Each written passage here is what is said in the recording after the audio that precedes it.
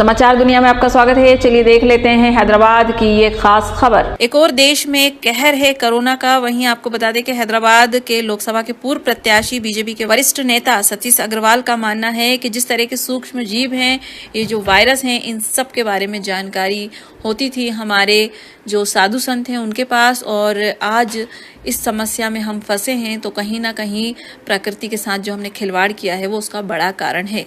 देखिए, भारत जो है पूरे विश्व में दो चीज़ों के लिए प्रसिद्ध है। एक स्वामी विवेकानंद जी का भाषण, दूसरा जो है नरेंद्र मोदी जी की कार्यों की प्रशंसा। और ये जो कोरोना का जो बीमारी है, ये प्राकृतिक जीव जंतुओं से आई हुई बीमारी है। और जीव जंतुओं का जो रहस्य है, ये हमारा संत लोगों को भली भांति जानते हैं। और ये दोनों चीज़ भी जो है कहीं न कहीं हमारे जो दो प्रसिद्धि आई है, ये संतों की कृपा से ही आई है। स्वामी विवेकानंद जी तो खुद संत थे, और जो नरेंद्र जी मोदी जो माननीय प्रधानमंत्री, जो यशस्वी प्रधानमंत्री हैं इस समय हमारे देश के, वो उन्होंने भी संतों का बहुत आशीर्वाद लिया है। तो स्वामी विवेकानंद जी के तो ये जो दो चीज़ों में अभी पूरा विश्व जो है भारत की ओर देख रहा है। उसमें भारत के पास संत है, और संतों में जो संत श्री आसाराम बापू जी हैं, उनका ये दोनों चीज़ों से कहीं न कहीं लगाव है। स्वामी विवेकानंद के बाद जो उन्होंने भाषण दिया था वर्ल्ड रिलीजियस कॉन्फ्रेंस में, उससे स्वामी विवेकानंद से भारत की जो है प्रसिद्धि हुई थी। ठीक उसी प्रकार 100 साल के बाद आसाराम बापू जी ने भी भाषण दिया शिकागो में, और उनको 40 मिनट का वक्तव्य देने के लिए अलाट हुआ था। समय की मर्यादा को देखते हुए उन्होंने 40 मिनट में अपना वक्तव्य ख़त्म कर दिया। तो ऑडियंस की तरफ से डिमांड आई कि और बोलिए और बोलिए। वो जो है 1.5 घंटा तक बोलते रहे। ऑडियंस ने ये नहीं कहा कि आप मत बोलिए। उन्होंने अपनी इच्छा अनुसार ही, शक्ति के अनुसार, इच्छा के अनुसार ही भाषण बंद किया। तो मैं दूसरी बात, नरेंद्र भाई मोदी जी को जब गुजरात में मीडिया जो है को प्रचार कर रही थी, उस समय जो है संत आसाराम बापू जी के भीड़, प्रोग्रामों की भीड़, मैं ये जानता हूँ कि 2 फरवरी 2002 में मोदी जी जब पहली बार सीएम बनने के बाद विधायक का चुनाव लड़े, उस समय से लेकर राहुल गांधी को पप्पू बनाने तक, राहुल गांधी को पप्पू बोलने की उनको क्या आवश्यकता थी?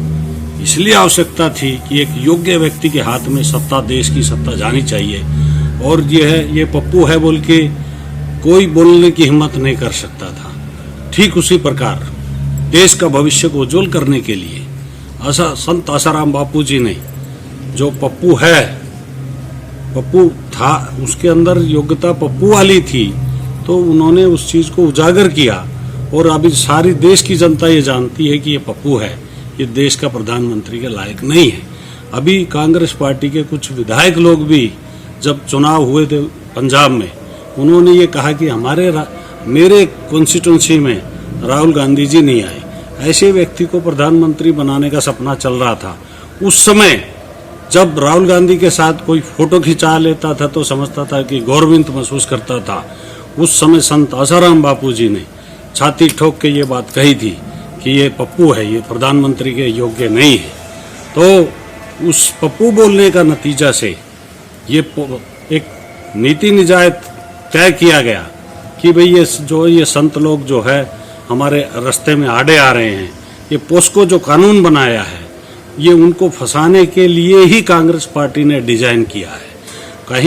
कहीं भी कंप्लेंट के अंदर जो उनको आज वो जेल की सजा भुगत रहे हैं, ये कांग्रेस पार्टी का जो है कारनामा है। और कंप्लेंट में कहीं रेप नहीं है, और कोई भी टेस्टिंग में कहीं भी जो है पुष्टि नहीं हुई है। फिर भी ये मीडिया ट्रायल के तहत उनको जेल में रखा हुआ है। और एक तरफ जो है निर्दोष संत को जेल में रखा हुआ है, दूसरी तरफ ये करगिज तबलीग नमाज वाले साध को अभी तक अरेस्ट भी नहीं किया गया है। और ये जो जामा मस्जिद के इमाम के ऊपर 70 FIR है, तो ये हिंदू संतों के साथ जो हो रहा है अभी आने वाले दिनों में देश की जनता इसको बर्दाश्त नहीं करेगी।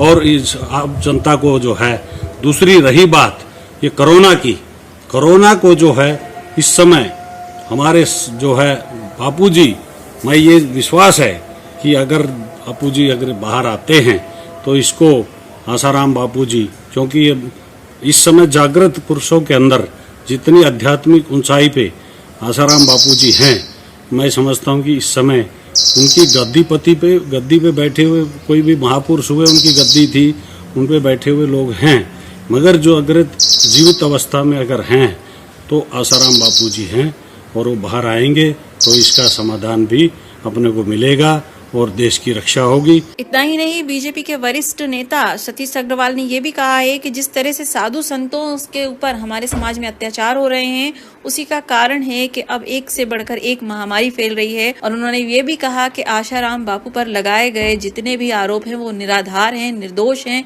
जिसके चलते आज समाज में साधु संतों की इज्जत नहीं हो रही है। साथ साथ उन्होंने ये भी कहा है कि आशाराम बापू जैसे संतों को जेल से छोड़ देना चाहिए। उन्होंने, मेरी एक गुजरात पुलिस के अधिकारी से बात हुई, एक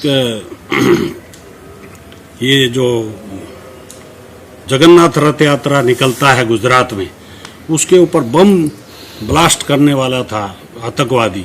वो पुलिस अधिकारी को उन्होंने आगाह किया पहले से कि मैं तुम्हारे को एक मंत्र देता हूँ, तुम इसका जप करना और तुम्हारे को एक बहुत बड़ी कामयाबी मिलेगी। ठीक उनके कहे अनुसार उन्होंने किया और उनकी कई हजारों आदमी की आतंकवादी बम ब्लास्ट होने से उस पुलिस अधिकारी ने वो जखीरा मिला और इसका इतिहास गवाह, पुलिस उसके रिकॉर्ड भी आप चेक कर सकते हैं। और एक तरफ उन्होंने हजारों लोगों की जान बचाई, दूसरी तरफ ये हजारों पूरा देश परेशान है, ऐसा शुद्ध उसको लिए कोई मीडिया बोल रहा नहीं है कि देश अभी मीडिया से नहीं चलेगा, सच्चाई के साथ चलेगा। और ये बिकाऊ मीडिया को मैं नरेंद्र मोदी जी से ये प्रार्थना करना चाहता हूँ कि बिकाऊ मीडिया के ऊपर बैन लगाएं, जो गलत न्यूज छापता है उसको कड़ी से कड़ी सजा दें और निर्दोष संत आसाराम बापू जी को तुरंत बाहर निकाला जाए। जय हिंद।